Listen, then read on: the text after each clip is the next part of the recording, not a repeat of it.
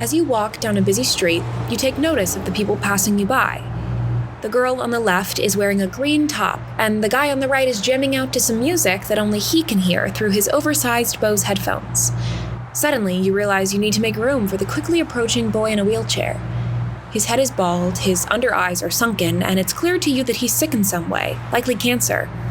Moving over a couple of feet in order to give him room to comfortably roll by seems like the least you can do for someone who's struggling so much, right?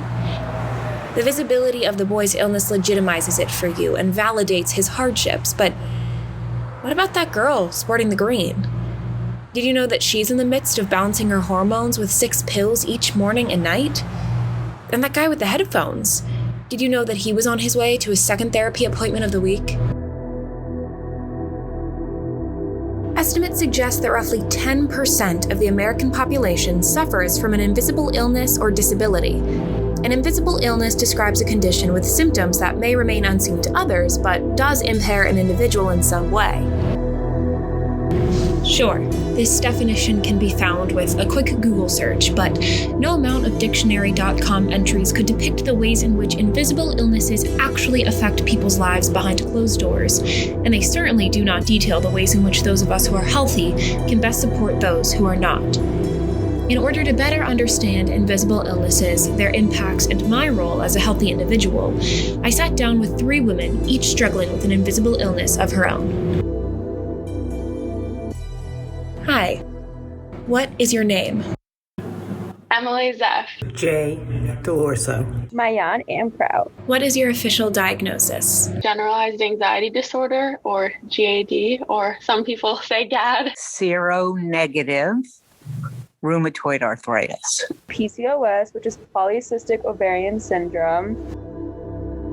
Invisible illnesses can manifest in a variety of ways, and in some cases, like Emily's, the mental and emotional symptoms heavily outweigh the physical.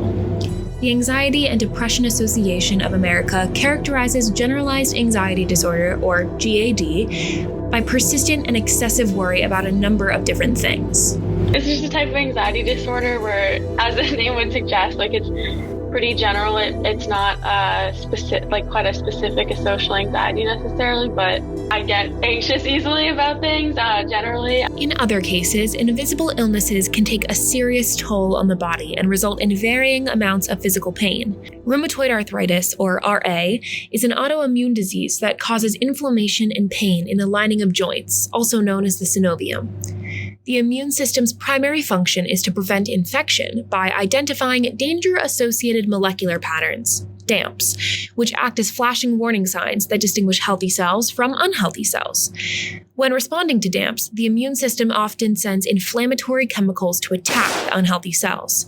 In people with RA, the immune system mistakes normal cells for unhealthy ones, sending unnecessary and excessive inflammatory chemicals to the synovium. When people ask Jay to explain her RA, she likes to say, So arthritis is your body crazily reacting.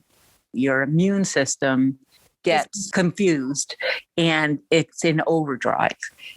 Sometimes invisible illnesses are not physically painful, but simply confuse the body and its natural functions. For example, individuals with polycystic ovarian syndrome, or PCOS, overproduce the male hormone testosterone. My body is not producing enough insulin to attach onto the free roaming testosterone in my body, so my testosterone levels are really high. Despite the wide variety of and significant differences between forms of invisible illnesses, there are common themes and experiences that can be traced through them all.